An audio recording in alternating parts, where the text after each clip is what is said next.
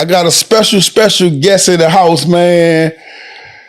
DC, legend of his own. He was young and a little wild, man. And you know what I'm saying? Had to get tripped up, you know, when you're young, man, and have it like that, man. But I'm glad, man, my man Banky Pound made the time to come and see us, man, and change the jewels, man. Already, man. It's an honor and it's a pleasure, man, to be in here, man, with a homie, man. I've been trying to get on this couch, man, since we started chopping it up, man. So it's an honor and a pleasure, man.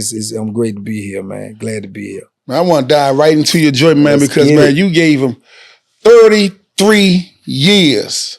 33 years, and you coming out still looking fly. You know what I'm saying? You look like you did 33 months, man, when you came out, man. I did 12,365 plus consecutive days, man. I wish it was 33 weeks.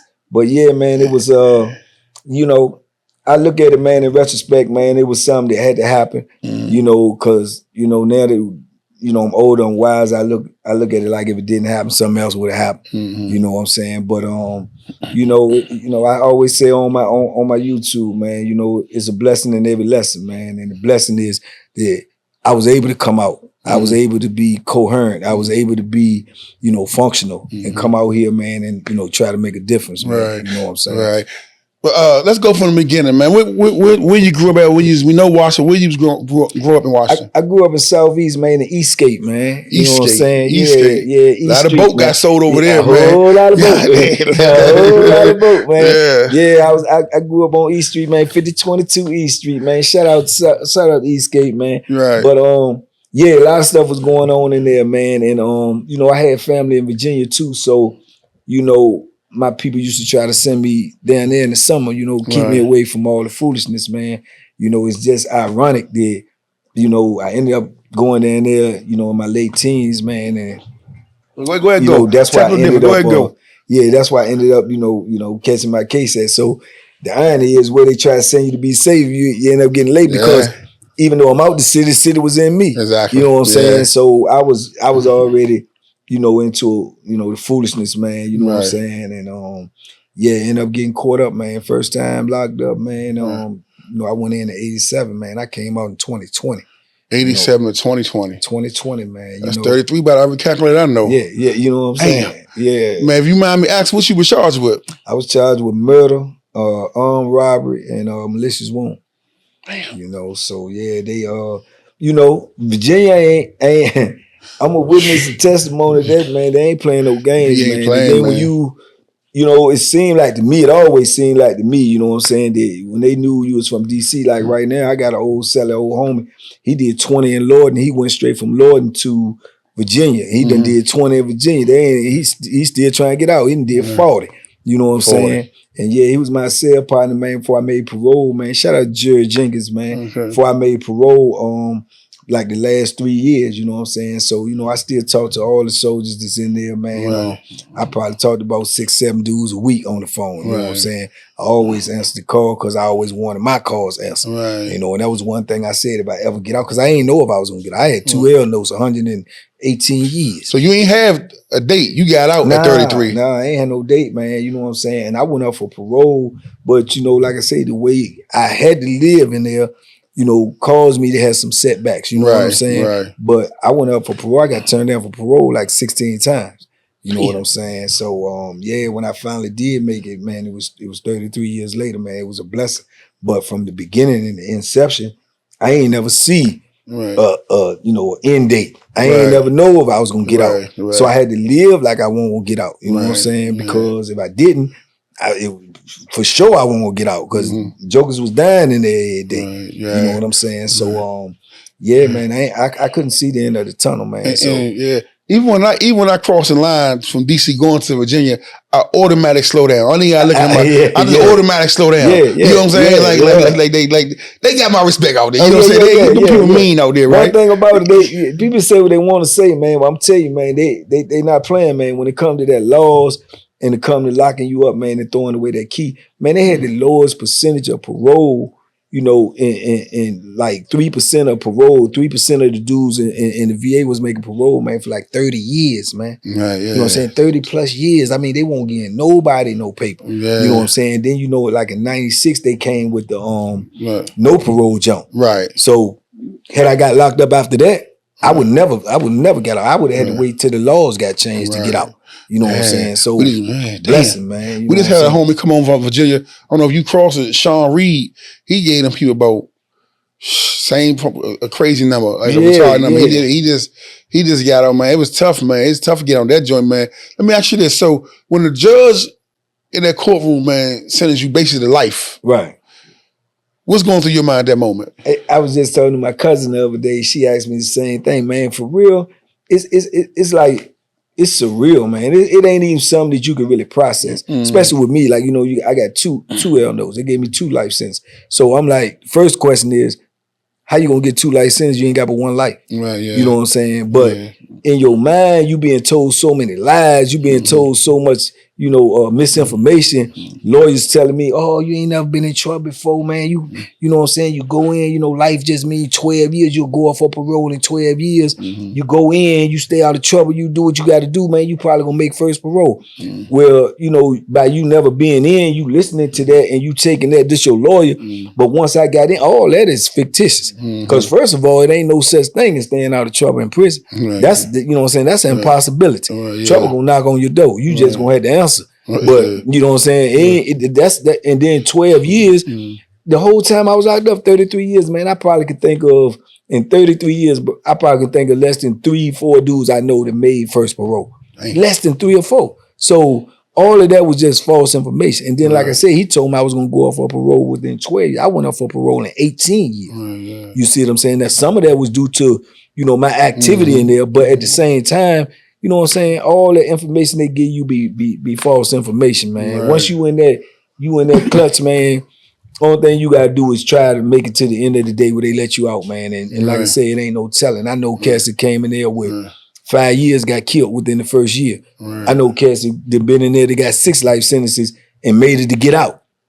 I know 2 jokers right now that they had 6 L-notes. Both of them on the street. Both of them got on the street before me. You see what I'm saying? One of them did 33, he did 32. Same when I did, the other little young dude, they gave him 6, but you know what I'm saying? They ended up, you know, overturning because it was excessive sentence. He got 6 life sentences at 15. Right. You know what I'm saying? Without a body. You know what I'm saying? And that's 6 life sentences without a body. Yeah, man, he got the most time in United States history as a teenager, man. They gave him 6 life sentences. I met him when he was 17. They gave him 6 life sentences at 15 years old. He didn't even have a murder charge. He didn't have an assault charge. Nobody got hurt. Nobody got nothing. 6 life sentences, man. This is the type of activity stuff that Virginia be doing. What they charged him? You know what they charged him? Yeah, they charged him with robbery. But he was 15, but he was in a gang, right? So they went to a party.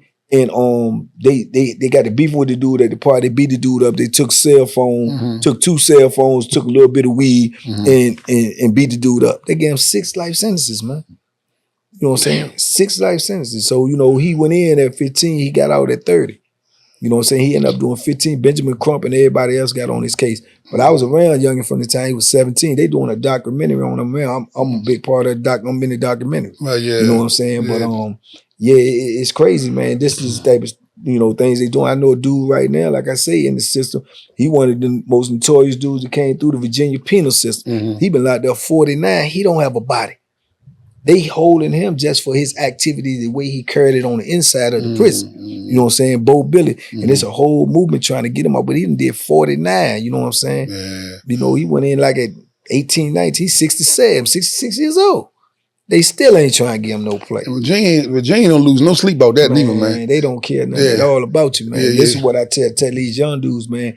You make one mistake out here, you think it's worth it, but it's really not, man. You know what I'm saying? When you break that down, man, and you look at it, and I tell them, man, you know, because I've been speaking at schools, high schools, junior highs, colleges, HBCUs, and I'm telling them, man, you can't tell me nothing that is going to be worth you sacrificing your life and going to prison. Oh, man, dude, I said, give me any scenario and I can break it down to you. Oh, man, dude, kill my brother, kill my sister, my mother, I got to have them. I said, well, you tell me where that benefits you. Where that benefit you? Because if he kills somebody in your family, you go kill him, there you done took 2 people away from the family. Yeah. You understand me? Because you go into prison for life if you don't get the lecture check, right? We don't know what's going on the other side of life. We don't know how we know that what prison is. You can even suffer for the rest of your life, bro. Because there ain't nothing nice up in there. I can tell you that for sure. I told him on Vlad when I was on Vlad TV, and they used the clip that I said, and they asked Freeway Ricky Ross the same question about where, you know, we had Banky Pound on here. He said this, and they asked him, because I said on there, I said, man, 33 years, man, in prison, man, I ain't never have a good day. Never, not one. You know what I'm saying? I had days that was a little better than the other ones, but at the end of the day, when you lock up in a cell and you ain't got your own freedom and you ain't got your own life, how that's a good day? You know what I'm saying? Right. How is it a good day? You know what I'm saying? Right. And that's the way I look at it, man. And you know what I'm saying? And that's the way I always say, ain't no good days in prison, man. Talk to the people about when you start that time from the beginning and you have all this support outside, how that drop off as the time go. Yeah, it's like this, man. And you know, when you're going through it, you can't really see it. You know, you get irritated, you get frustrated, you get mad, you know, you start resenting people or whatnot. But as you get older and you do time, man, and life starts to, you know, manifest itself to you, you can see things more clear. But man, I don't care who you is. If you be locked up long enough, the support and the love that you have, even if it stays there the whole time, it's gonna dip and it's gonna waver. You know why? Because people got life to live. Yeah. You understand me? And you cannot force people to change their life for decisions you made.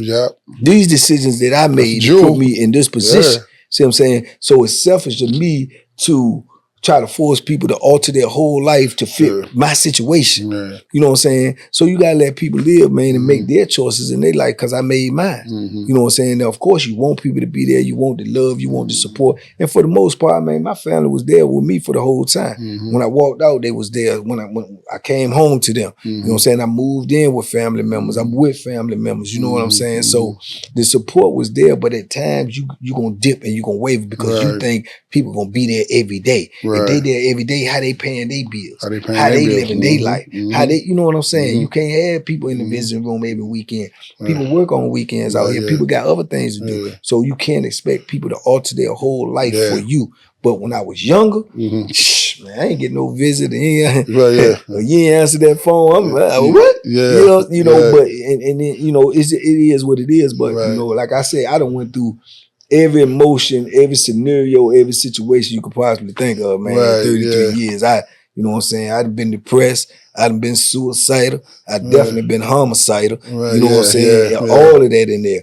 But you got to, you know, you got to get to the point, man, where you say, man, you know, I'm make it out here. You know what I'm saying? I don't care what the sentence is on. If I stay alive, I can make it out here. So now your whole goal is to stay alive. You know what I'm saying? And when it came to me staying alive, it was just, you know, all best. Whatever I got to do to stay alive, I stay alive. You know what I'm saying? So yeah, man, but you gonna go through that, man. And you know, I tell dudes all the time, especially when I'm speaking to the high school kids and the youngest, because that's who you got to get to. You got to get to them. And I let them know. I said, man, all that stuff you think you got right now, the dude sitting right beside you, that's your dude, that's your road dog. He'll ride or die. He'll do this, that. I said, get 20 years tomorrow. Get 20 years tomorrow and see how long he gonna be there. He might be there for a minute. If he's solid and y'all real solid, he might give you 2 years. But after that, bro, he gonna be living. What you do with him every day, what y'all do every day, you think he gonna stop all of that and then be catering to you and you locked up? I said, come on, be realistic. That girl you got, love you, will be, man, she gone. She gone. You understand me? And when you ask, you know, why we break up? No, we ain't break up. Judge broke us up when they gave you that time. You know what I'm saying? That's dead, man. You know what I'm saying? At best, man, you know, you gonna have your mom, you gonna have your brother, you gonna have your sister, and they gonna be there for the most part for the whole ride, but they gonna have things in their life going on too that they gonna have to deal with. But anything outside of that you do get, I'm not saying it's impossible, but if you get it, it's a blessing. You know what I'm saying? It's a blessing. Very few dudes I know that done had homeboys or girls that done roll with them through the whole bit. Very few. You know what I'm saying? Because people got their own life to live. I mean, that's a good example because I got a personal friend and it's my man. We cool. But he got in his feelings years ago when I told him when he was Man, I send them 100, and they're gambling. You know what I'm saying? I'm sending you my hard-earned money, 100 here, 200 here. So when he said, "Dang, you ain't get me, man," I say, "Look, man, my daughters needed something." I say, if they need something and you need something, you gonna have to wait, right? And then his retarded mind, he took that when he ain't called no more or nothing. I was like, you saving me anyway. You know what I'm saying? He ain't called me for a while. It took him a while, probably 8 or 9 months. Somebody with some sense, he must have shared it with. And he called me and apologized, right? I said, well, I'm glad you apologized, but you would never call. I wouldn't lose no sleep, right? But the mentality of when people go to jail, they feel like you said earlier, you went to jail. You did the crime, you do the time. People support you, whatever level they support you on, that's a luxury. It's a blessing. You know what I'm saying? It's a luxury, man. And people mean well. Like, it been times with me, with family, I got a cousin doing double life in Maryland since we trying to get him out now. I might doze on him 2 years. He been gone 35, 1988. He been about 35. Yeah. I done doze on him for 18 months, 12. Then I might get a good 3-year run. You know what I'm saying? And I'm not doing it purposely, but my life time is changing, right? It's up and down, man. So that's why I want you to touch on that, man, because I understand it sound real slick. Man, my man I'm gonna do that whole time with him. Life, if you got time to do day for a nigga, what you really doing out here? You know what I'm saying? Like, how you doing your life? You got how to do your life, but you still gotta look out for him if you can. But man, so I'm glad you really touched on it. Let me ask you this.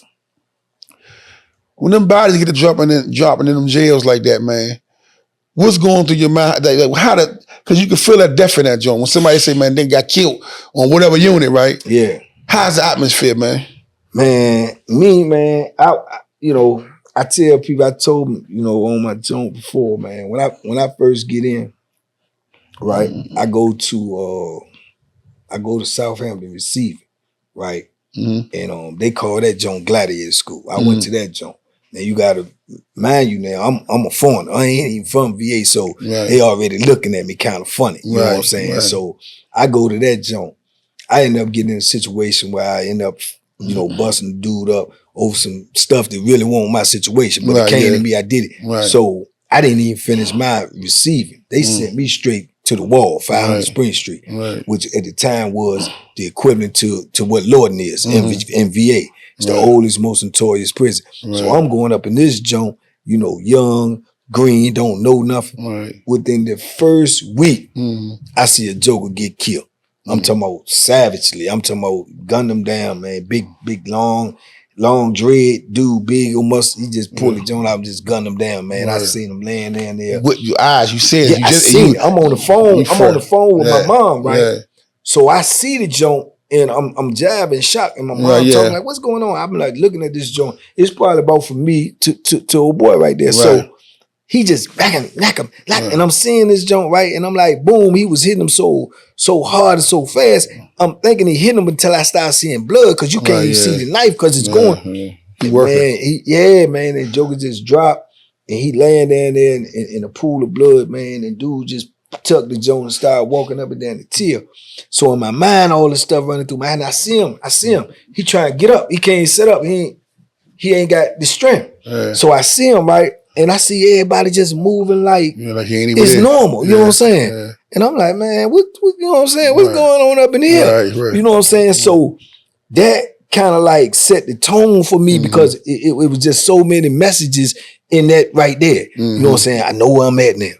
I know what the playing field like. And I'm sitting on a gazillion years. You know what I'm saying? So I'm like, this, you know what I'm saying? So I had to get it together, man, because man, I immediately went out the next day. I'm looking for a knife. You know what I'm saying? Because this is what they doing in here. So man, it really it was needed though. You know what I'm saying? Because you got a lot of jokers who come in prison, they coming in there, even all the way to the time I leave. It depends now because these prisoners got watered down now to a certain degree because they came up with these super maxes where they saying you, where they shooting you, they doing all this. So jokers is scared to go as hard as they used to go.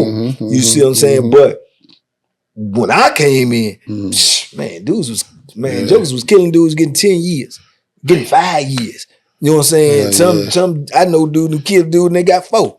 I know 3-4 dudes that done killed dudes in prison and got off for what I did. You see what I'm saying? So, you know, that's why it was so dangerous before they changed them laws and started making them super maxes, you know what I'm saying? And they didn't really care until dudes started touching them police.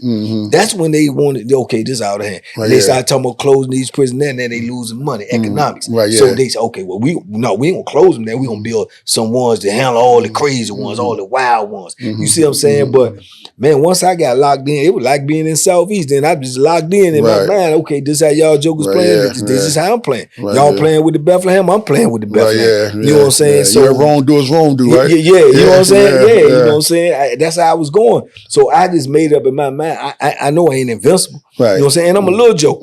But I'm saying in my mind, if I die here, I promise you, somebody coming with me. I ain't, my hands ain't gonna be in my pocket. You know what I'm saying? So that's how I carried it, man.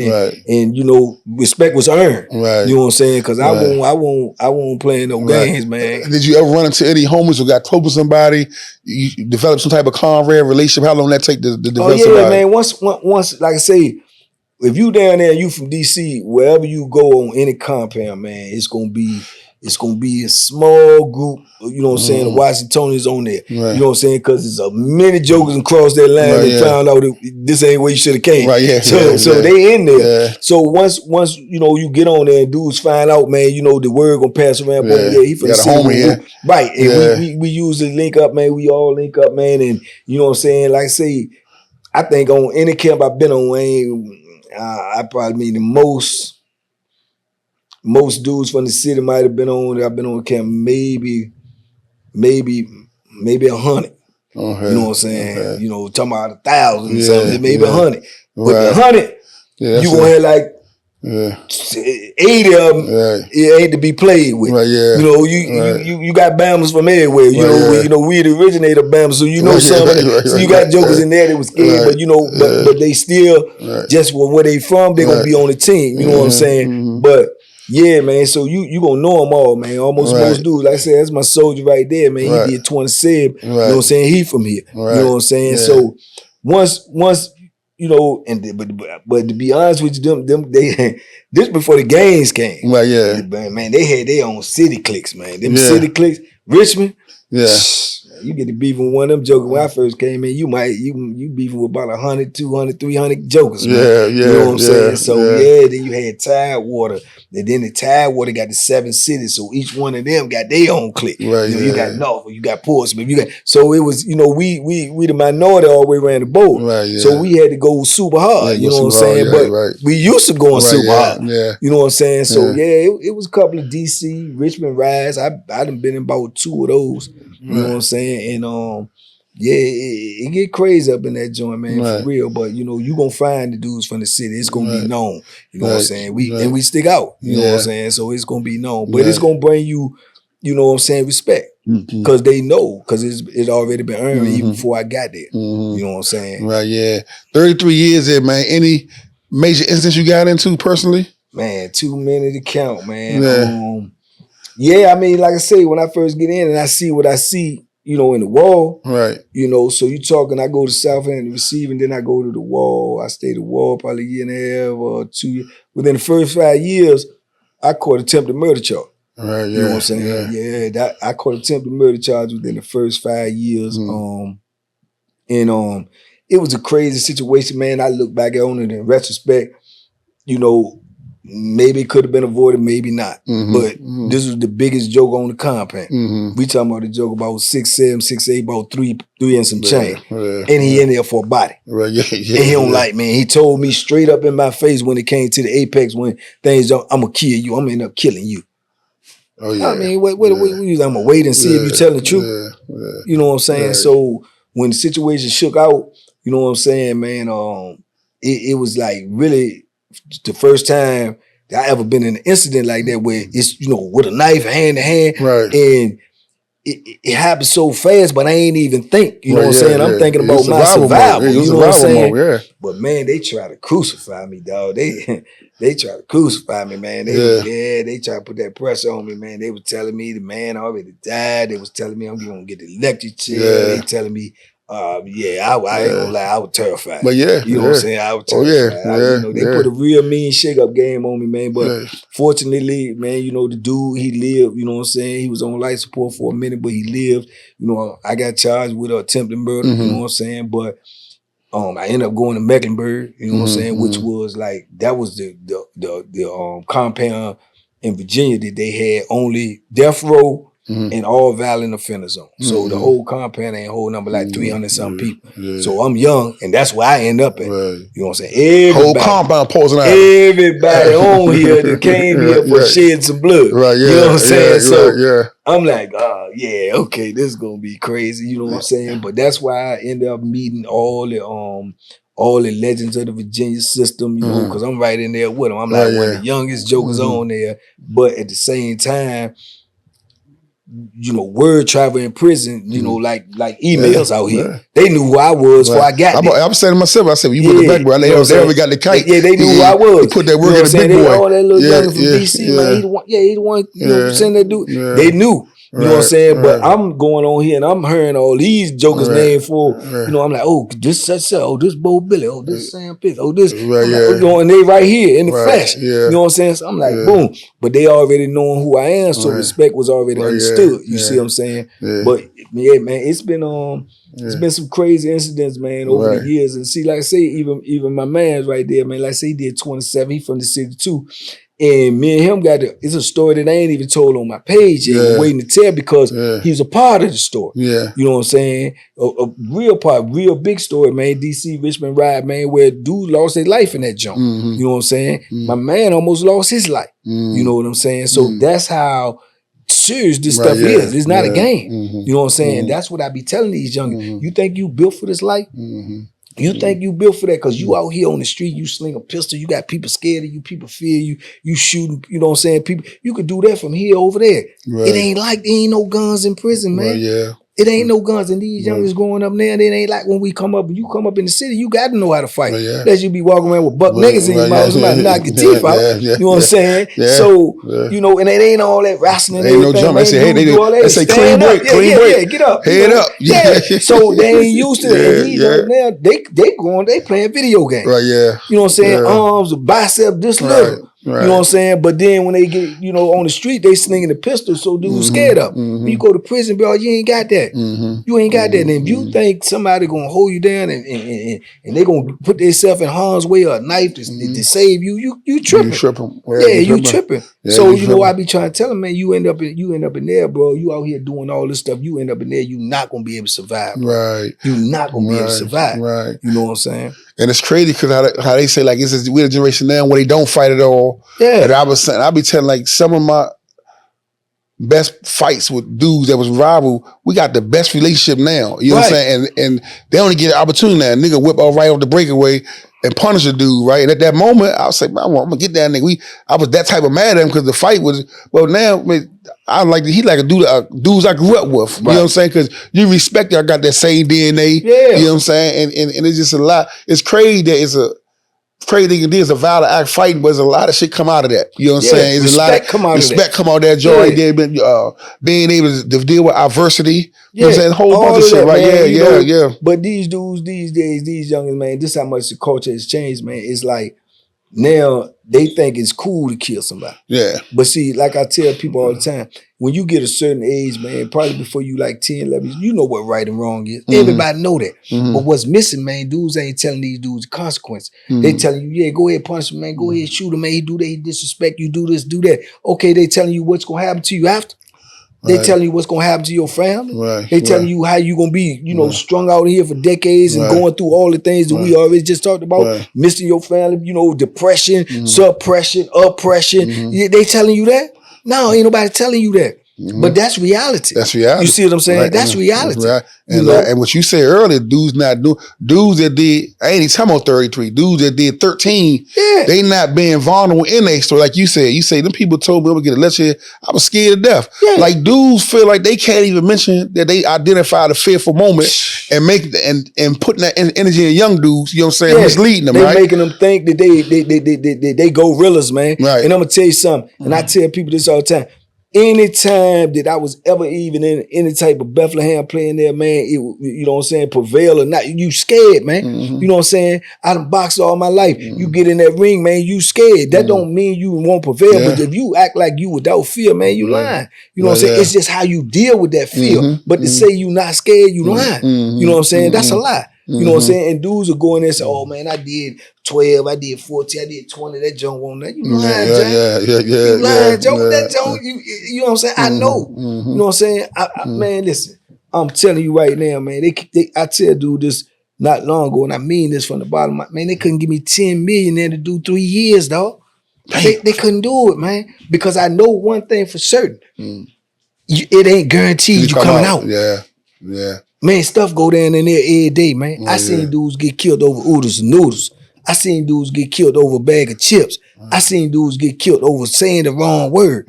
So you mean to tell me who gonna guarantee me I'm coming out? Can't nobody guarantee me I'm coming out. So I tell people that all the time. Dudes and people, men and women, they spend their money more cautiously than they spend their time. And you don't even know how much time you got left. Repeat that jewel for one more time right there. They spend their money more cautiously than they spend their time. But this the irony of the situation. Time can get you more money. You understand? But money can't buy you no more time. In that aspect, you, me, and Jeff Bezos, we on the same playing field. Because if he would get ready to die tomorrow, all the money he got in the world would not save him, would not buy him 1 second. See what I'm saying? Just like me and you. So if you don't know what you got left, if a joker come tell you, man, let me borrow some money.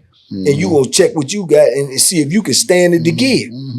But we'll go do time in prison like we can stand it to give. You know what I'm saying? Come on, bro. You don't, who telling you one of the dumbest statements ever made by anybody doing time is, I ain't got nothing but like 3 years. Who told you gonna live 3 years? Who told you gonna make it 3 years, Joe? That don't even make sense. But we it's the way we look at things, man. We program that we got to deprogram and start thinking in reality, man. Time is the most valuable commodity that you got on this earth, bro. Everything in life is based upon what time you go to work. I gotta punch in. What your clock say? I'll be over there. Everything is based around time. So when you get locked up, why you think this? You say the electric chair, this, that, or the third. They give you all. Why you think when you get locked up, they call it doing time? Because these people done already figured out that, you know, instead of killing you, killing your family, doing this, I'm going to take the most valuable thing that you possess, your time in life. They're going to take that away. That is the most valuable. I said, man, what's the most important thing in this world? Everybody going to say my mama, my wife, my kids, whatever. Okay. In life, you got ingredients, just like baking a cake, right? You got your mama, your sister, your wife, your family, your kids, and all that. Life, right? That cake, take time out. Life ceases to exist. So time is the most valuable thing on this earth to you, because if you don't got that, if you run out of time, you run out of family, you run out of kids, you're not here no more. So I'm saying, so we move around every day wasting time like we know, I'm gonna do this tomorrow. Man, get out of here, man. Who told you that? I did 12,365 days, man. I ain't got no time to waste. I ain't got no time to waste, man. Not 1 second. Everything I try to do with a purpose. I try to enjoy my life. I try to have some fun. I try to educate some youngins, man. Every chance I get, if I see them on the corner, I try to pull up on them. I talk to them. I try to drop game on them. But man, I ain't got no time to waste, man. I can't be playing no more. I know the value of life and the value of time, because them people showed me. You know what I'm saying? They showed me, man. So you know, it's just changing your thinking, man. The way you think, you know what I'm saying? You gave them law. Banky Pounds come on for doing 33 years, and you jump into the YouTube world, the Instagram world.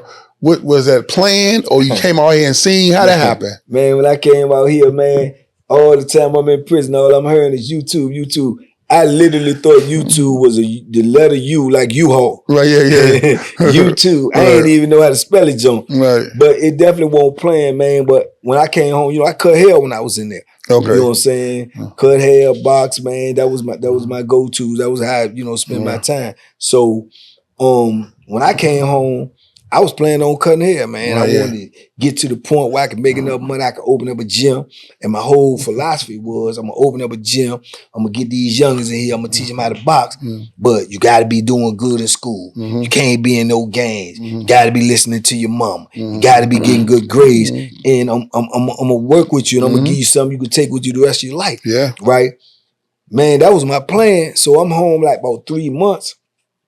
And my ex-wife called me and say, asked me have I ever seen this show called After Prison Show. I was like, nah. I said, they got a dude on there talking about how it was being locked up. He did 31 years and said he was in the Virginia prison. So if he did 31 years, I gotta know him. Right. You know, if he anybody. Right. You know what I'm saying? So I said, well, let me see. So I go to the joke. I know the joke. I know him real well. Right. Yeah. You know what I'm saying? I'm like, boom. So I'm listening to the things he's saying, woo, woo, woo. Everything he's saying, I know what it is because I was right there. You know what I'm saying? Right. So I'm like, yeah, that's crazy. Then she tell me, she said, well, you should do that. I said, nah, I ain't into that. Well, you know what I'm saying? I ain't into that. And then she was like, well, I gave him your number. I said, well, why would you do that? She said, I gave him your number. I said, man. So a couple of days later, Joker called me. He said, man, I want to do an interview with you, man. I talked to the dude, man, that, you know, said, he know you, everybody know you in there, man. I want to do an interview with you, woo, woo. I'm like, man, I ain't trying to do that, Joe. I'm good, right? So, you know, I'm home 3 months, about 90-some days. Joker said, well, I'm going to pay you, man. I said, pay me what? Well, he said, well, I'll give you $100 an hour to start off. If it go better, we can do something else. I said, $100 an hour? Well, he said, yeah. I said, well, what time you want to do the job? You know what I'm saying?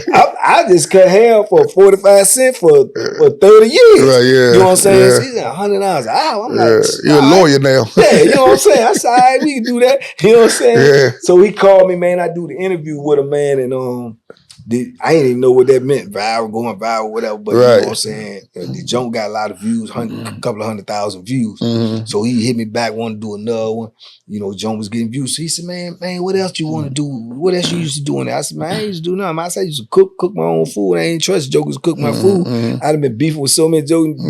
That'd be a way a joker carry me out. So I learned how to cook my own food. And I said, man, I used to box down. He said, man, let's do a cooking video, man. The cooking video be doing good. You had your own recipe? I said, yeah, I cook everything. I cook my own junk. So we did a junk where I made the first junk I did. I made a pizza. Right, the way I used to make it in there for me. That junk got like 1.4 million views. Right, so he little do I know he hooked now. He want to keep doing videos. Right, but I'm you know he done went from giving me $100 an hour, $200 an hour. But I don't know the YouTube guy. I don't know the money. You know what I'm saying? He killing them. Right, you know what I'm saying? So my son, you know, shout out Hollywood Trail, man. My son, man.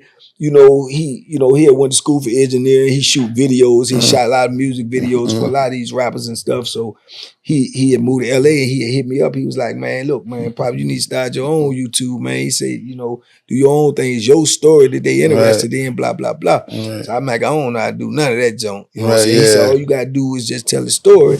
And just get you a camera, get that to sit there and tell your story. He said, I do the rest. I edit it, I post it, you know, and that's how we've been rolling ever since, man. I got when he bought me a camera, you know, got my little lights. He told me everything to get. Set up my little station, man. I just sit in there and tell from my experiences.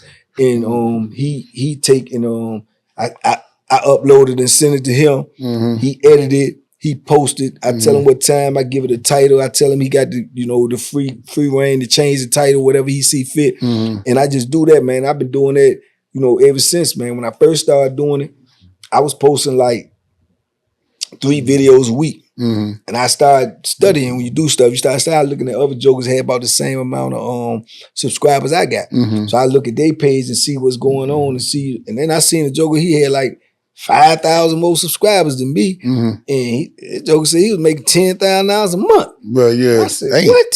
So I called my son immediately. I said, how this joker just, you know what I'm saying? He said, you gotta make more videos. He said he posts every day. I post every day since that day he told me. See what I'm saying? How long ago was that? That was 2 years ago. Damn. And I've been doing this for like 2.5. You see, you got to be sincere in what you're doing. You got to, you can't say you want something if you ain't willing to go get it. You see what I'm saying? You got to be able to, you know, your actions got to follow your words. So he told me that one time. I post every day. You know what I'm saying? And I've been grinding on it ever since, man. You know, like see, I got over 16.5 million views right now on my page. Then I got 80,000 100-something subscribers. You know what I'm saying? Right. Pushing toward that 100K. I got a subsidiary page where Banky Pound workouts. You know what I'm saying? Got a couple of thousand subscribers on there. I got the cooking page, Pure Deliciousness. I got 8,000 subscribers on there. Right. I got a podcast with my partner that did 26 years, Troy Ketchmo.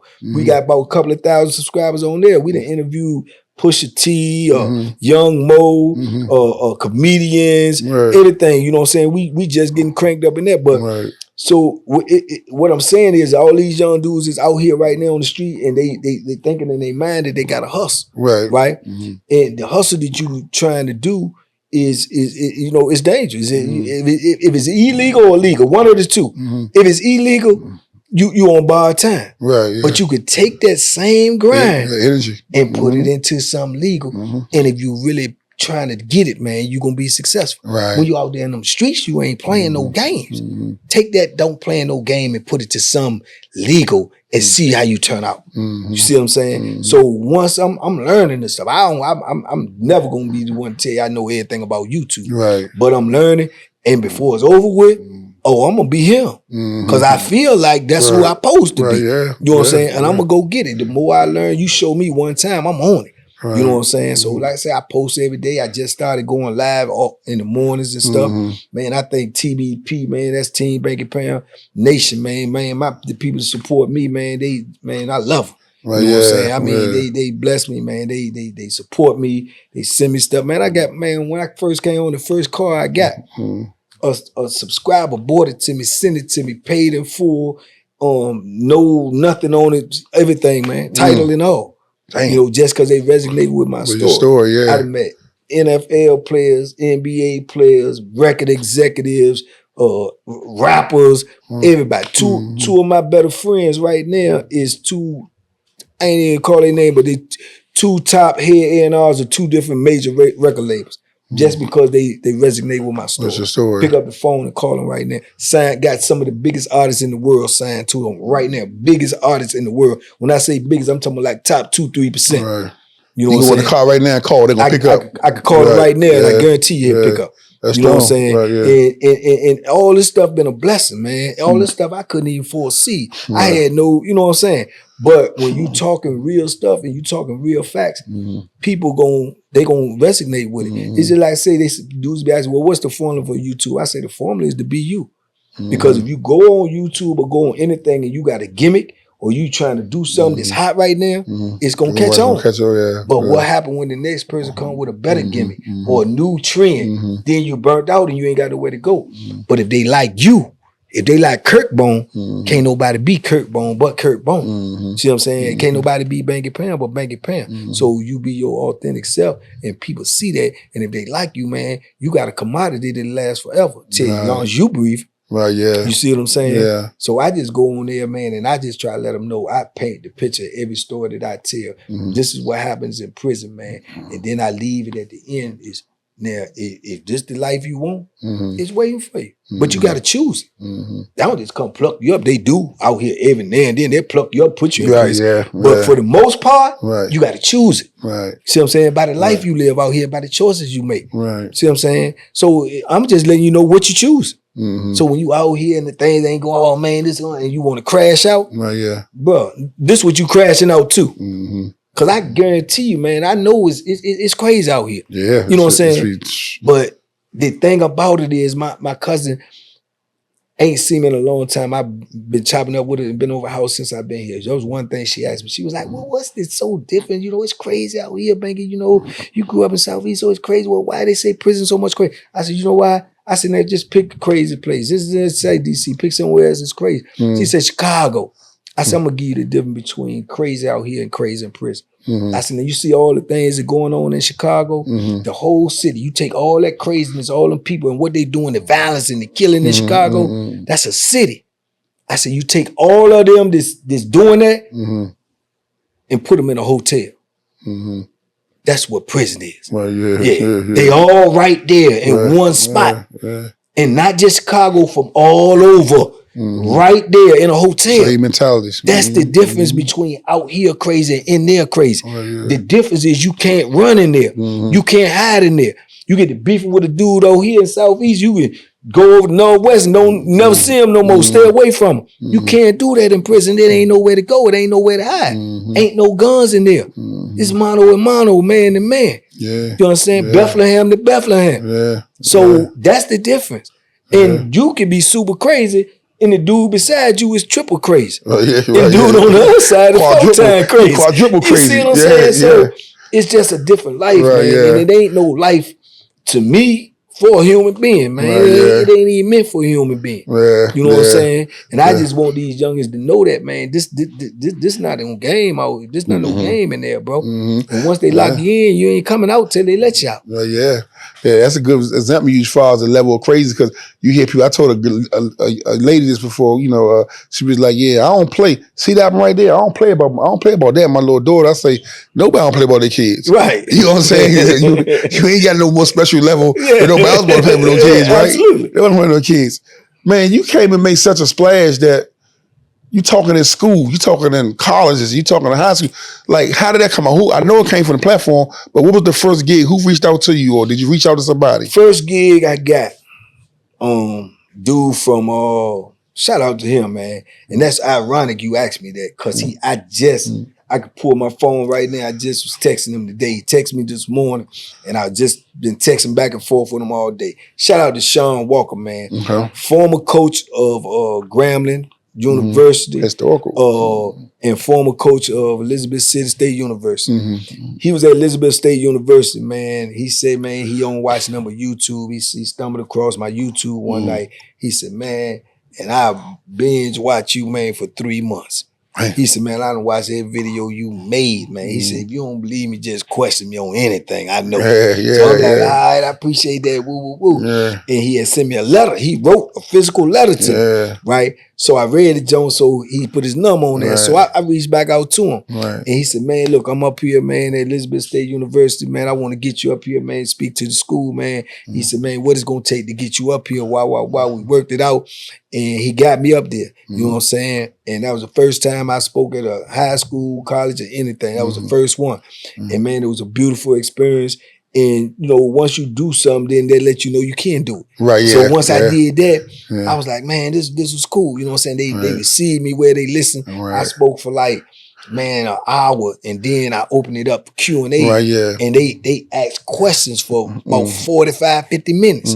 That's how intrigued they was. At first, when I started off, they were, man, by the time I finished breaking it down to them, they understood. This real life. So now he at Allen University in South Carolina. And he texted me this morning and said, man, send me your booking agent, man. I'm getting ready to get you out here to talk to the Allen University. So shout out to him, man, because he started it all. Love. That's what's up. Yeah, and since then, man, I spoke at a couple of other schools, colleges.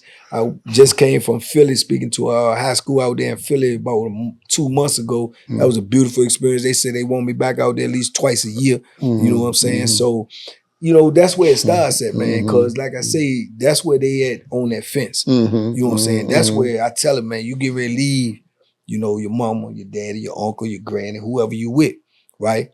I said, up until this point in life, everything you ever got into, mama, daddy, grandma, uncle, somebody got you out of. You get ready to get to the stage where it's to no mistakes allowed. One mistake, none of them above can't get you out of it. Not even your lawyer. When they hit that zone and send you and you go on the other side of this life, do we call from freedom to incarceration? Can't nobody help you no more. So the choices that you make, leaving this high school, becoming an adult and going out here in these streets, if you be influenced, if you be looking at other people, you want to follow trends and all this, understand it's a price to pay for that. That you're not gonna be able to get out of. You know what I'm saying? And see, that's where the little disconnect come at. Because kids, you know, when you getting in trouble, when you young, everything you get in, your people rescue you. So they got that security blanket thinking that I'm always gonna be able to get rescued. Because ain't nobody telling them, no, you're not. You're not always gonna be able to get rescued. And they need to know that. Like I said, people know what they're doing, they just ain't giving them the consequences. We gotta start giving them the consequences. And I say this every time I speak somewhere. I say this because I think it's important, man, because I be saying to when you growing up, I know it happened to you, it happened to me, it happened to everybody. When you growing up and you messing up and your parents tell you, don't do this, don't do that. And you say, well, what I do? And they say, because I said so. Right, yeah. We got to stop that, man. Explain to them. That's old, man. Yeah. See, because you dictating to them. And you got to stop dictating and start conversating. Because when you dictate to people, what do? They resent you. They pull back. They feel like they only getting told what to do, but they not getting told why they getting told to do that. Right. So we got to get to the point where we start telling them, look, don't do that. Because I said so, and this is why I said so. Because this can happen, that can happen, this can happen, that can. We got to tell them that, because not what happened. We go out on the street, we get the information from the street. The streets are raising. Yeah. And we get the information from people that really don't know no more than what we do. These are our peers. Some of them in better position than they are, but chronologically, we peers. Right, he don't know no more than what I know. He might know some more about the streets, but he don't know about life. You know what I'm saying? Because he ain't live life. Life is an experience. You got to live that. You can't know what you only never experienced. You understand? So we got to start talking to our kids, man. That got to be our first priority, man. We got to start talking to them. We got to start giving them the proper information so they can navigate their way through life, man. Right. But we not doing that. We doing a lot of dictating, and we ain't doing a lot of conversating. Right. You know what I'm saying? We letting other people talk to our kids when it's our responsibility to talk to our kids. Man. Right. You know. What's your goal? I know you want to grow your channel and all that, but what's your goals you want to do? Expand on that, or what's going through your brain on that? I want to grind on it every day, man. My goal is I wanted to get big enough, man, where everybody heard the message. I feel like I ain't really pressed about how big the platform be if it didn't mean the bigger the platform, the bigger the audience. Right. And the bigger the audience, the bigger the message. Right. More people can hear it. This is why I wanted to grow. Right, this is why I want you to subscribe. Right. This is why I want you to share. Right. I tell them on my video, I said, share this video for somebody who might need it. It might not be you. Might be your nephew, might be your niece, might be your little cousin. They need to know what's waiting for them on the other side by making bad decisions instead of thugging it out when it's going bad out here. Right. Thug it out instead of crash out. Right. You know what I'm saying? Right. Tough it out instead of crash out. Yeah. Yeah, because you gonna crash out and you gonna be laying on that bunk at night wishing you ain't never did it. Yeah. That I can assure you. Yeah. You understand? Yeah. I don't care what the situation is. By the time them times and months and years and decades start piling up on you, I promise you whatever put you there, you're gonna regret it 1,000,000 times. Right. Because you're gonna see it from the other side, which you can't see right now. You're gonna say, man, I could have let that go. Right. Man, I could have. You know what I'm saying? Yeah. I mean, you got dudes in there doing life, man, for a joker that disrespected them verbally. Right, yeah. You got dudes doing life for a joker that stepped on his shoes. You got dudes doing life because a joker that did something to him that you could have let it go and you could have lived your whole life differently.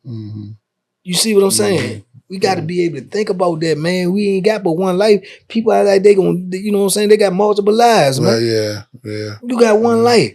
Yeah. So a joker disrespecting you verbally is worth you spending 30, 40 years in prison. Right. Show me where that add up at. Yeah. Show me that, man. Yeah. And I don't really be like getting in jokers' business and stuff like that, man. But I was out here, man. You know, I'm out there in Virginia in Tidewater, man. And I was going up. I was going to play some ball one day. I be working out in the park, especially summertime. It's a beach out there. Right. Yeah. I was going to play some ball, then go work out. So I'm going to the court. And I see they running 5-on-5 out there. I'm trying to get next. Man, as soon as I get out the car, get out, start stretching, doing a couple exercises, man, them jokers got the arguing, going crazy. And dudes joking like, man, because dude was cooking them. Right, yeah. And they mad. So they airborne them all that. Right. So jokers said, man, don't keep doing that, man. So, man, all of them was together. He was alone. He came to play. Yeah. Man, Joker went to that car, man. He said, man, do it again. And they argued. Then Joker go to the car. I roll on out. You know what I'm saying? He go to the car. He tell me I'm going to the car. Right. I know what that is. I know what that mean. Right, you know what I'm saying? Right. I go on the other side. That's last call. Yeah, you know what I'm saying? Yeah, I ain't gonna wait to see if he joking. Right, you know what I'm saying? Yeah. So I go over there, man. I start working out. So I work out for about 40 minutes. And when I come back, while I was in the view, I ain't even want to look. I seen enough value. It don't impress me. Right, you know what I'm saying? Yeah. So when I come back, they all balling there. So I look, I see the joker that they was arguing with. He balling too. Right. Now they stop and they go over there and they all in a little huddle and they talking, right? Man, I went over there and pulled up on him, man. I pulled straight up on him, man. I just pulled up on him. I said, look, man, I know y'all don't know me or nothing, man. I said, but let me tell you something, man. Just to see y'all over here talking now from when I first came out here to play ball and what y'all was getting ready to get into, I said, I just want to tell you, man, you all conducted that like men. Right, yeah. Like men. Right. I said, because if you would have did whatever you was threatening to do and y'all would have did what y'all would have did in retaliation, I said, right now, 30, 40 years from now, man, y'all all would have been regretting that decision. All of y'all. I said, I just did 33 years in prison, bro. I said, I'm telling you from experience. You see what I'm saying? I said, so whatever was going on that made y'all get to the point where y'all was getting ready to do that and it connected, where y'all said, man, we're going to talk it out. I said, man, y'all just made one of the biggest decisions you were making in life and don't even know. I just wanted to come over here and congratulate y'all. You understand me? Because that's the way you supposed to conduct something. Because you ain't lose nothing. You ain't lose nothing, man. We get so caught up on public perception and what other people think about us, man. And man, come on, man. What another joker think about me don't make me no difference. You know what I'm saying? It don't make me no difference. Old saying, they say we was young, but another nigga eat won't make you shit. It definitely won't. You know what I'm saying? It definitely won't. You know what I'm saying? Yeah. So, you know, I don't worry about that, man. And I did when I was younger, but these lessons I done learned. You know what I'm saying? But I don't care what a joker think about me. And then if he thinking about me from afar with it, I don't care. It was the same way in prison. I don't care what you think about. I don't care what you say about. But you ain't gonna do it right here. You understand? So I don't be tripping off of that. You know what I'm saying? And we got to get past that type of stuff, man. Because like I say, these the type of things, man, we just throwing our life away, man. You know what I'm saying? And you got young people looking at us and they feel that, oh, well, it's cool. I mean, that what my uncle did. That what he did. Nah, man. When you know better, you do better, man. And then you teach better. You know what I'm saying? Who inspires Banky Pounds? Man, in life, man, I was inspired by a few people, man. I always was, you know, I'm a boxer, man. I always was inspired by Muhammad Ali, man. The way he lived his life, man. You know, not just in the ring, outside the ring, man. I just think he was a dude that stood on his principles his whole life. He ain't waver. He didn't care what nobody say. He did what he did, and he stood on it his whole life. So he always inspired me, man. And you know, I read a lot of books when I was locked up, man. And George Jackson, man, I think reading George Jackson books, man, it really gave me, you know what I'm saying, a frame of mind where, you know, I adapted a lot of his philosophies, man, in the way I conducted myself in prison. You know what I'm saying? I think he was a top soldier. He wasn't going for nothing. You know, that's why they eliminated him, because they knew they couldn't break him. You know what I'm saying? You know, I think I learned from him to be unbreakable. You know what I'm saying? If I get broke, I'm dying. You know what I'm saying? Straight like that.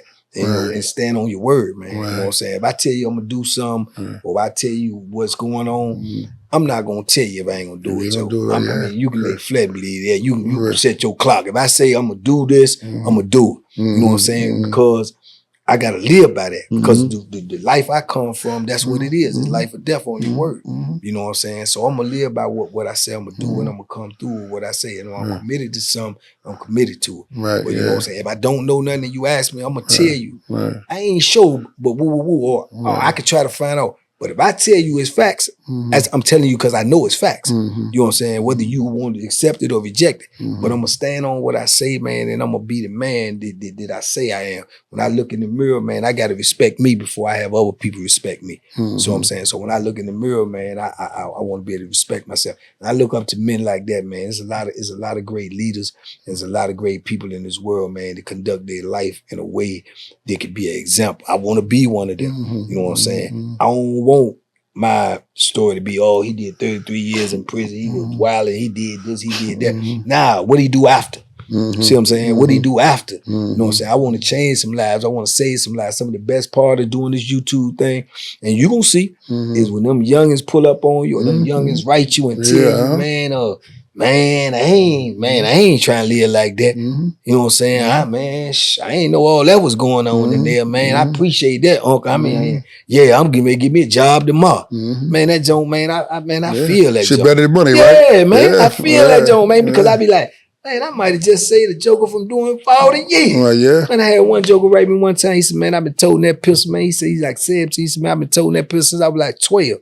He said, selling drugs and everything. He said, man, I don't know what it was, but in the algorithm, man, your video came up. He said, man, I watched that joint. He said, then I watched two more. He said, man, then I just kept watching that joint, man. He said, man, I sold my pistol and everything. He said, man, I worked at McDonald's. Right, yeah, you know what I'm saying? He said, man, he said, I'm bad out here on the street with that pistol, yo. I'm telling you, I'm bad. He said, but bro, I ain't living like that in prison, man. He said, I ain't living like that, man. He said, I ain't waking up every day, man. Think I gotta stab a joker. Joker might stab me in my sleep, man. He said, no, man. He said, and I like women, man. I gotta stay out here. I said, yeah, all that's going when you in there. So, man, stuff like that, man, that don't move me. You know what I'm saying? I write them jokers back. Keep me up to date. Let me know what's going on. You know what I'm saying? That's real right there, man. Don't get no realer than that, man. It don't matter what type of monetary gain you get, no matter nothing, man. That feeling right there that you helping somebody, that's priceless. It's priceless. It's priceless. That's priceless, Joe. You say you read a lot of books. What book would you recommend for someone to read that's from 16 to 24? Man, Child in the Promised Land by Claude Brown. I think that book was really, really profound to me. Man, Child in the Promised Land by Claude Brown. Makes Me Want to Holler by Nathan McCall.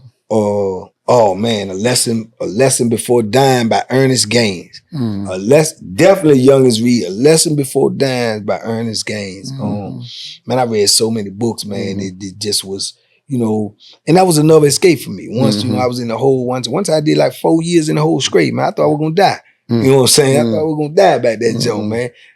But you know, you look for escapes when you back there, you know, something to entertain your brain so you don't lose your mind, you know what I'm saying? I started reading, man, and once I got to read, man, reading became a big outlet for me, man, you know what I'm saying? Take you away from what's going on and you learning at the same time, you know what I'm saying? And then, like I say, the people who inspire, like Malcolm X and stuff I see, so when I read a book, man, I get to a word that I ain't know or knew what it meant, you know what I'm saying? I used to write that down and just keep reading, and at the end, I just go look up all them words, and then I put them in my vocabulary. You see what I'm saying? So it was a great escape for me, man. But man, you can read a book, man, it'll change your life, man. And that's one of the things I'm up here for, man. You know what I'm saying? I'm a book being written about me right now, and it's in the final stages of being finished. So, you know what I'm saying? I met with the author last night. I got to meet with him one more time before I leave, man, before they finalize the book, man. So y'all be looking for that to come out soon, man. But, what's the title? I ain't dropped it yet. Okay. You know what I'm saying? But it's gonna be along the lines of everything I've been doing and what the messages I want to get out. You know what I'm saying? But I'm really looking forward to that, man, because like I say, I know how much books changed me. You know what I'm saying? A lot of different things, man, changed me, man. But books was a big part of, you know what I'm saying? And then I started reading philosophy. You know what I'm saying? One of my favorite books of all times, man, is The Desire to Understand by Aristotle. You know what I'm saying? And the reason, Aristotle. I done read Aristotle, Nietzsche, Freud. I done read all of them. You know what I'm saying? But just show you what the ego do for you. Right. See, I used to see this joker. He used to be reading all the time, and he always reading these philosophy books. You know, I'm talking about he be walking there in tears reading these jokes. So you know what I'm saying? So I pull up on him one day. I said, what stuff you keep reading, man? Come on, man. Cause he almost bumped into me, right? So he said, man, something you need to be reading, but you probably can't understand it. Ego, just my ego. I said, what? I said, man, you understand the joke. I got, you know what I'm saying? So he said, I'm gonna give you a book tomorrow. He said, you probably ain't be able to read the joke. Man, Joker gave me that book, man. I was determined to read it. If I couldn't read it, I was gonna figure out how to read it. You know what I'm saying? And it was a book that really, you know, changed me too, man. That joke was called The Story of Philosophy by Will Durant. And like Kevin Durant. See, that's how you know when a book really did. I know the author. You see what I'm saying? I was saying to myself, when you was quoting the authors with the book. Man, because it was that profound. So that book, The Story of Philosophy, it was the best book for introduction into philosophy because it broke down each philosopher and their philosophy. You know what I'm saying? And it was a great joke. So I read that joke, man. I read that joke over and over again because I wanted to, when I pull up on the joke, I wanted to be, you know what I'm saying? I wanted to be official. You know what I'm saying? So I said, what else you got? You know what I'm saying? So man, but I'm thankful to him for that. Because like I say, touch my pride. You know what I'm saying? So it's the same thing, but it's just like out here on the street, man. We gotta stop letting dudes touch our pride where it's gonna be detrimental to us, but let them touch our pride to motivate us to do something. I be trying to touch your pride to tell you could be better. Tell you could do better. You know what I'm saying? You should want better. You know what I'm saying? You can't help your family, your kids, your mama, nobody by being locked up 20, 30 years, bro. Nobody. You can't do nothing, man. Nobody. You in survival mode 24 hours a day. and your family out here going, you know how many people died in my family while I was gone, man? Man, it's uncountable. Right. You know what I'm saying? People that I grew up with, people that I love, people that helped raise me and nurture me. I never was able to see them again. Ever. You know what I'm saying? Right. I'm sitting in a cell somewhere. Just had to get the news. Right. You know what I'm saying? Come on, man. Yeah. You know what I'm saying? So, man, I'm blessed there. That's a powerful story. And I think that's why a lot of people resonate with you, because you can feel the organic and the realness about it, right? Yeah, man. And you're not afraid to be vulnerable. And that's a lost art with black people, black men. Yeah. You know what I'm saying? So that'd be kudos to you. I had 4 people I was going to ask you about. You actually named 2 of them was Malcolm X, and my man, Black Panther, which one you talking about? Black Panther? George. George Jackson. Yeah, you already named it. I will ask you Big George, man. Comrade, man. Yeah, since you already asked him 2, I got 2. I'm going to replace them 2, but one was going to be Nat Turner. Give me what you think about him. I think Nat Turner was a soldier, man. I think he was a leader. He was a dude that got to the point, which every person in life do, man, woman, boy, child. You get to the point where you feel like, you know, enough is enough. I'm gonna make a stand. You know what I'm saying? Because, you know, like I say, this ain't a life I want to live. You know what I'm saying? And that's the same thing. You got to take things. I think most things in life, they're transferable. You know what I'm saying? I know a lot of jokers in prison. I'm talking about run prison. I mean, running. I knew a joker in there. He get more money in prison than the average dude on the street. I mean, everything he had his hands in it. Everything. He had no vices. He ain't drink, he ain't smoke, he ain't do nothing. Poker game going on. He got somebody running a couple of them. He got dudes running the parlay. He run the kitchen. He get you high, he get you fired. He got everything going on in here. You know what I'm saying? Get on the street, he can't function. Can't function. But those leadership skills are transferable if you just apply it. But they can't apply it, man. They can't make that click. And I mean, when I tell this joke around everything, he wanted, like, in my 33 years in Virginia, man, he wanted the top 5 money getters in there that I knew. And he killed the joker in prison. He did 20 years, killed the joker while he was in prison, got out, couldn't function, stayed out less than 2 years, went back and then did another dub. You understand me? So I don't want, you know what I'm saying? But it's come a point, man, where you got to say, man, this ain't the life that I want to live, and I want to do better, and I want better for myself, and I'm willing to die for that. And I think that's what Nat Turner was. He was to the point where I'm willing to die for this. You know what I'm saying? So he made a move. You know what I'm saying? If you gonna live your life by somebody else's rules and regulations all the time, then who life are you living? Who life are you living? You know what I'm saying? You got to set your own standards, man. And, you know, you can play in between the lines and stay in the line, but you got to set your own standard of what you want out of life. You know what I'm saying? And then you got to enforce it. And I guess he was to the point where the life that he living as a slave and all of this and all that, he's like, man, this ain't for me. For him. You know what I'm saying? So I respect him. Bruce Lee. Bad motor scooter, man. Bad man, man. You know, these people that's trendsetters, man. Bruce Lee, Ali, Malcolm X, these dudes, see, they set their own standard. See what I'm saying? Why would I let society or anybody else set the limitations for me or what I can be? You know what I'm saying? What I can do. You know what I'm saying? These jokers that you name, they set their own standard. See what I'm saying? Bruce Lee said, I want to be the baddest martial art joker out here. Little bitty cat. Changed the whole scene, man. Ali, man, told you he was the greatest at 12 years old. And then he proceeded, by the way he lived, to make you say it. Who can tell you they the greatest in the world at 12 years old? And by the time his life over, everybody in the world call him the greatest. Come on, man. Come on, man. These type of people you can learn from. You know what I'm saying? You got to see your vision, and then you got to execute your vision. And you got to take that and block out everything that's coming from the outside. Everybody going, oh, man, you can't. Man, they say the quickest way to kill a dream is to tell somebody. Because they're going to tell you all the things why you can't do it before they even try to support you. And they ain't did nothing yet. They ain't did nothing. You know what I'm saying? People going to tell you what you doing wrong in a field that they ain't never been in. You know, how you gonna tell a pilot how to fly a plane? Get out of here, man. You know what I'm saying? This football, you see jokers set on every day. Basketball, man, he shouldn't have took that shot. He in the NBA, man. You know better than him. He missed the shot, but you know he shouldn't have took it. What you would have did. You can't even get there. You know, so we place too much value on other people's opinion. We need to put that value on what we think of ourselves, what I think of me. You know what I'm saying? What I want to do, what I expect, man. I ain't living, man. The number one reason for being upset, being hurt, being disappointed, unmet expectations. Number one.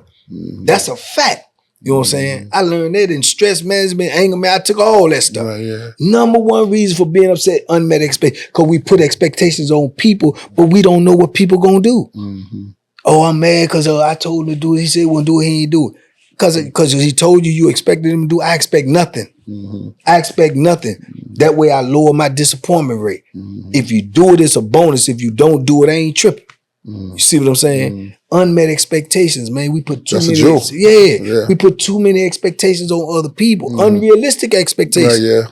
Oh man, I'm a killer because my girlfriend cheated on me. Why you ain't expected to cheat and you cheat? Come on, man. You doing it. But you don't expect her to do it. So it's just crazy, man. Like I say, it's just a perspective that you look at things from, man. But those dudes you name, man, those dudes that they stand out and they everlasting. They gonna be here when me and you gone. People gonna be talking about. And Bruce Lee, man, he got a lot of hella philosophies. I read lots of philosophy. If I had, if you know, I hope you live to be 200 years old, man. But if you was gone and I was the person to write some of your tombstone, what you want me to write? I wrote some on my tombstone, man. Just say, man, you know, he kept trying to get it right. Kept trying to get it right. Kept trying to get it right, man. Kept trying to get it right, man. I don't believe nobody in this world is defined by their worst act. I just don't believe that. You know what I'm saying? Because I believe everybody can redeem themselves. Everybody. They just gotta want to. But everybody can redeem themselves, regardless if the world say, you know, he not redeemable. He incorrigible. Man, come on, man. They say you incorrigible when they give you life. They say you incorrigible when they give you life without parole. I know plenty of dudes that got life. They done got out of prison and productive in life and even trying to help people in life.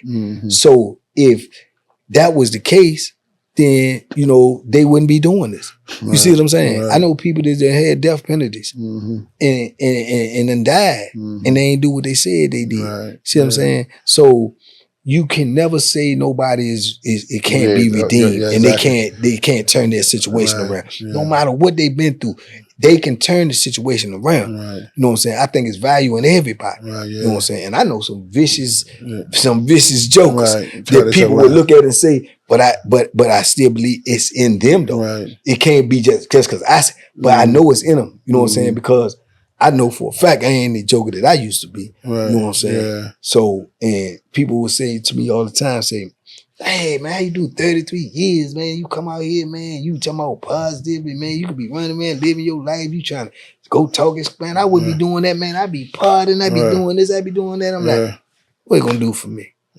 What you gonna do for me? I can't catch what I lost. You know what I'm saying? This ain't Back to the Future. I can't bounce back. You know what I'm saying? The little things that give me, you know, joy, man, is being around my grandkids, you know, being able to see my mama. You know what I'm saying? I was lucky. I know so many dudes lost their mom, you know what I'm saying, and their fathers and stuff, you know, on. So, you know, I lost my father before I went in. So, you know, to have my mom still out here, that's a blessing, man. You know what I'm saying? Being with my grandkids. The things I couldn't do with my kids, I do with my grandkids. You know what I'm saying? These is blessings, man. These blessings to me, man. So, you know. That's powerful. That's powerful. Before we close out, man, you can look in this camera right here. Any message you want to get to the people, anything on your heart, man, you know, spill it for us. First and foremost, I always say, man, shout out to TBP, man. You know, they hold me down, TBP Nation, man. Yeah, man, we a positive movement, man. Make no mistake about it, we're a movement, man. It's not a moment, we're a movement, man. Our motto is feed the positive and stop the negative, man. If anything or anybody around you that's negative, man, you need to cut them out your life because that don't mean you no good. You know, we gonna try to change some lives and save some lives, man. That's what we trying to do out here, man. And always remember, man, you got value. No matter what nobody else tell you, you got value in your life, man. I'm living proof, man. I did 33 years. 12,365 days, man, and I'm out here and I'm feeding the positive, man. Can't stop, won't stop. TBP Nation, man. Salute. Man, I appreciate that. I don't think you never gave me your Instagram page and your my Instagram man is Boxing Bank man on Instagram man. My YouTube is Banky Pound. 33 years of prison stories. I got another channel man, Banky Pound Prison Workouts. I got a cooking channel, Banky Pound Pure Deliciousness. I got a podcast with my partner, man, Troy Catchmore, Living Life After Life podcast. We got some dope interviews over there. So, man, y'all come over there and rock with us, man. We are pure positive move. If you positive, you know, we got a place for you. If you got the negative with you, you find somewhere else to go. We ain't tripping. You understand? But we just on some positive stuff over there, man. You know, we don't have enough of that in this world, man. Everybody want to hate on everybody. Everybody want to hold the next person down. We don't live like that over there, man. You got positive energy, man. We love all y'all. Come over there and rock with us. Right. You understand? And I'm saying this, man. I smirked to myself. I said, I know you been gone 33 because only 2 people sat on this couch. You 33, Tony Lewis 34. That I heard say Joe. Yeah. Shout out Tony Lewis, man. Joe. Shout out Tony Lewis. Hey, y'all say Joe. I hear Joe since back in the day, right? Yeah. Then when the youngest was coming into prison from out DC or out Maryland, and everything, then they changed up and they talking about Mo. You know what I'm saying? So I was like, man, man, you been gone too long. You been gone too long. Man. It is what it is, man. But man, it's been an honor and a pleasure, man, for sure, man. Man, I appreciate you, man. You know, man. Keep me your word, man. You say as soon as I get back uptown, man, you're gonna be one of the first stops. You call me, we here, you did it. You know what I'm saying? So that's practicing what you preach. Absolutely. You know what I'm saying, man? I really appreciate it, man. I just want to say, man, to everybody out here, man, this 33 years. You know what I'm saying? Matter of fact, what's the hours?